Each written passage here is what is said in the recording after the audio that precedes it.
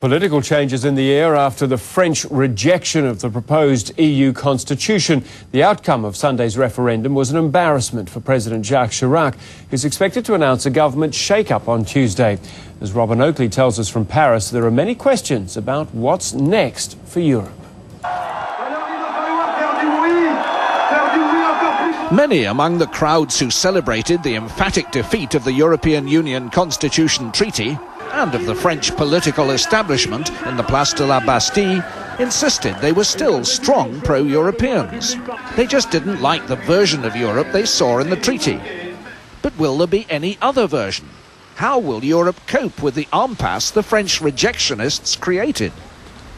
Their president was swift to insist to his countrymen that nothing had changed in France's relationship with Europe. It is your sovereign decision, and I take note of it. Nevertheless, our ambitions and interests are profoundly linked to Europe. France, a founder member of the Union, remains, naturally enough, within the Union. I want to tell you and our European partners, and all the peoples of Europe, that France will continue to occupy its full place, respecting the undertakings of the EU. While French voters digested what they'd done, Mr. Chirac's phone was busy with calls from other leaders who'd unavailingly campaigned in France to help him. Not good news, but not a catastrophe, claimed Spanish Prime Minister José Luis Rodríguez Zapatero. A setback for the Constitution, but not its end, argued German Chancellor Gerhard Schröder.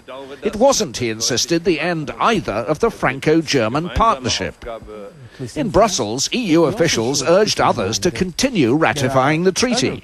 We are 25 member states in the European Union. 9 have already ratified the treaty, like Germany or Spain or Italy.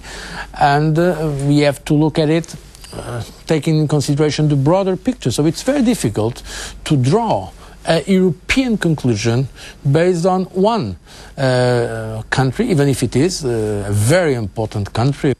Few European leaders, though, were seeking to cloak the severity of the blow dealt to their hopes by French voters.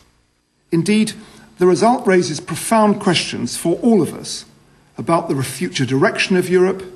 Like other leading figures across Europe, Mr. Straw urged a period of calm reflection. But that's what politicians always say when they can't think of what to do next. And the mood across Europe is far from calm. Robin Oakley, CNN, Paris.